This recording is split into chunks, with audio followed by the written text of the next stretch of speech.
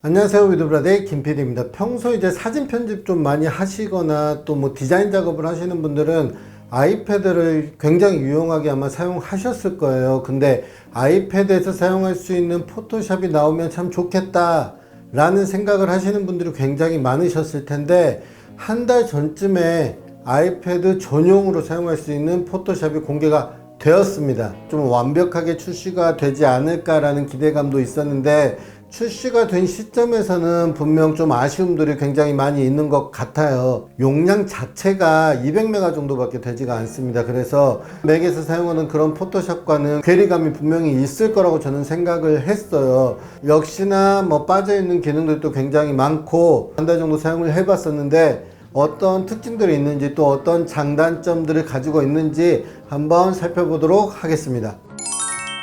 장점부터 한번 이야기를 해볼게요. 첫 번째 장점은 PC와 비슷한 인터페이스를 가졌다라는 것입니다. 일단 딱 보시면 아시겠지만 PC용 포토샵처럼 좌측에 툴바들이 있고요. 우측에는 레이어라든지 각종 옵션들이 있습니다. 근데 레이어를 지금 이제 아이패드용 포토샵에서는 레이어를 굉장히 강조해 놨고요. 옵션 등으로 사용할 수 있게끔 좀 해놨어요. 출창을 이렇게 선택해서 선택 툴로 이렇게 선택 영역을 만들어 주면은 그와 관련된 몇 가지 옵션들이 나타납니다. 예를 들어서 반전하는 메뉴들이 나타나고요. 마스크도 씌울 수 있고, 그 외에 뭐 셀렉 영역을 선택하거나 이런 기능들은 옵션으로 좀 제공되는 형태예요. 여기 보이는 뭐 전경색이라든지 배경색 같은 경우는 선택한 컬러를 이제 확인하면 되는데, 이런 식으로 전경색과 배경색을 좀 바꿔가면서 사용하신다라고 보시면 되고요. 이 상태에서 레이어를 추가하고 페인트 통으로 이렇게 부어주면 이런 식으로 레이어가 추가가 되는 것을 볼 수 있습니다. 레이어가 선택된 상태에서 레이어의 이동도 굉장히 간단하게 할 수 있어요. 레이어를 꾹 누르면 이렇게 레이어가 뜨면 자기가 원하는 위치로 이렇게 이동이 가능합니다. 이렇게 밑으로 내리면 밑으로 이동하고요. 누르고 있으면 이동할 수 있게끔 이렇게 활성화가 되기 때문에 원하는 곳으로 쉽게 이동이 가능하고, 이 레이어를 복제하고 싶다고 하면 여기 옵션을 이용해야 되더라고. 이거는 이제 좀 아쉬운 부분인데 바로 복사를 해서 활용을 할 수 있고요. 레이어와 관련된 몇 가지 옵션들이 있어요. 보면 투명도 조절이 가능하고요. 블렌드 모드도 기존에 PC에 있던 걸 그대로 사용할 수가 있습니다. 보면 뭐 디졸브라든지 다큰, 멀티플라이, 그 다음에 뭐 소프트라이트, 오버레이, 하드라이트 이런 기능들이 다 있어서 본인의 취향에 맞게 이제 보정하거나 그런 용도로는 꽤 익숙하게 어렵지 않게 사용을 할 수가 있습니다. 이제 뭐 한 가지 보면 이펙트라든지 스마트 필터 기능은 여기선 지금 적용이 되지 않는다, 사용할 수 없다라고 지금 메시지가 나오고 있고요. 아이패드용 포토샵을 사용하면서 사실 많은 분들이 가장 기다리는 기능이 바로 PSD 기능이에요. 지금 PSD 제가 작업했던 썸네일 PSD 파일을 불러온 상태이고요. PC용 그대로 불러오는 것을 볼 수 있습니다. 지금 이 PSD 같은 경우는 텍스트도 지금 지원을 하고 있는데, 이미 제가 아이패드에 무료 폰트를 넣어놨기 때문에 이제 지원이 가능해요. 그래서 이런 세팅들을 통해 가지고 아이패드에서 약간의 편집 정도는 가능해요. 이 상태에서 뭐 폰트를 바꾼다든지, 폰트의 두께를 바꾼다든지, 뭐 사이즈를 바꾼다든지 이런 것들 모두 정확하게 지원을 하는 것을 볼 수가 있습니다. 손가락 하나로 터치를 했을 경우에는 뭐 선택하는 그런 활성화가 된다고 보시면 돼요.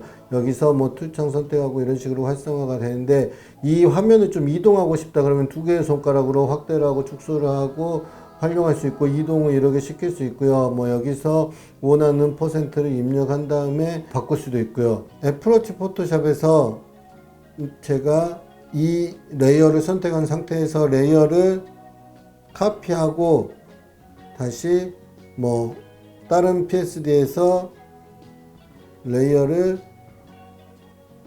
붙여넣기 하고 이런 기능들은 뭐 가능합니다. 근데 지금 포토샵 화면에서 여러 개의 창을 띄울 수는 없기 때문에 좀 불편하게 뭐 텍스트라든지 이미지들 좀 이동해야 되는 그런 불편함은 있습니다. 내가 원하는 레이어의 영역을 좀 선택하는 기능은 사실 처음에는 이게 지원이 안 되나 라는 생각을 했었는데 지원은 되더라고요. 그래서 여기서 간단하게 레이어를 추가해서 내가 원하는 컬러를 뭐 이렇게 부어주고, 이미지화가 됐지만 이거를 뭐 다른 이제 효과를 위해서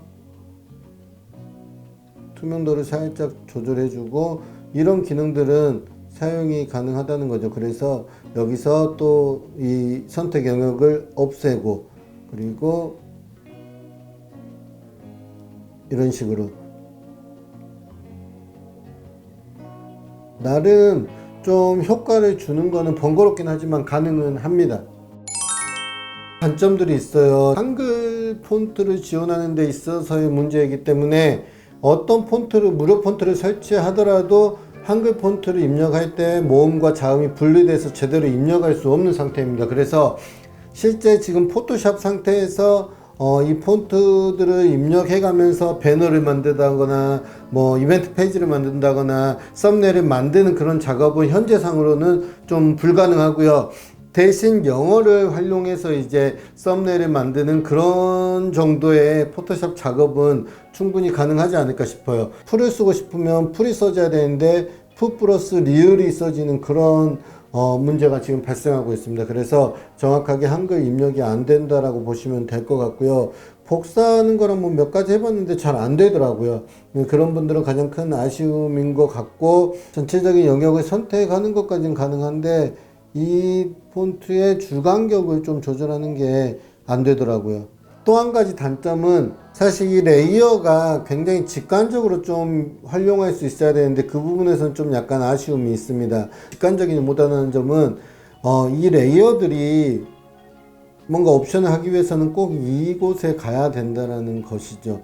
차라리 여기 옵션을 통해 가지고 좀 투명도 있게 보여줬으면 좋았을 텐데 라는 아쉬움이 있고요. 원본 파일, 그러니까 로우 파일들 원본 사진들이 불러와지지가 않습니다. 지금 보면 캐논으로 제가 촬영한 로우 파일인데 15메가 뭐 16메가, 소니로 찍으면 뭐 30메가 40메가 이런 파일들이 만들어지는데 이 파일들을 불러올 수가 없습니다. 지금 보면 임포트 할 수가 없다. 가장 빨리 좀 개선이 되어야 될 부분이 바로 로우 파일을 지원하는 부분하고 한글 입력이 좀 정확하게 되어야 하는 부분이 아닐까 싶어요. 그 부분만 되면 포토샵을 활용해서 뭐 썸네일을 만든다든지 간단한 이런 뭐 표지 디자인을 하거나 그런 것들은 충분히 가능하지 않을까 싶어요. 지금 여기 보이는 캐릭터도 제가 포토샵에서 만들었거든요. 근데 펜툴이 지원되지 않기 때문에 좀 정교하게 쉽게 만들긴 어려워요. 이게 펜툴만 지원되면 굉장히 쉽게 만들 수 있는 그런 기능이기 때문에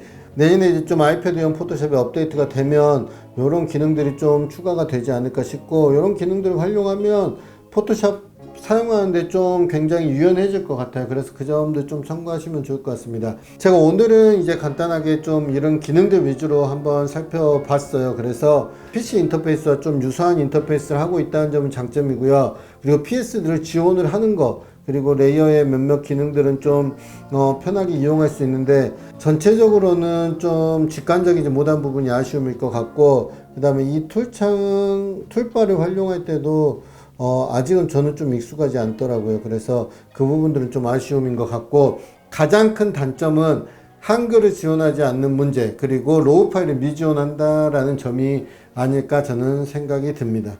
제가 오늘 준비한 영상은 여기까지고요. 저희는 이제 뭐 다음 영상에서는 실제 포토샵으로 제가 뭐 이모티콘이라든지 그런 것들을 한번 만드는 과정을 좀 이제 보면서 어떤 기능들은 좀 어떻게 편하게 되어 있는지, 어떤 이제 메뉴들은 없다라든지 그런 점들을 좀 살펴보도록 하겠습니다. 구독과 추천 부탁드리고요. 저희는 다음 영상에서 또 만나도록 하겠습니다.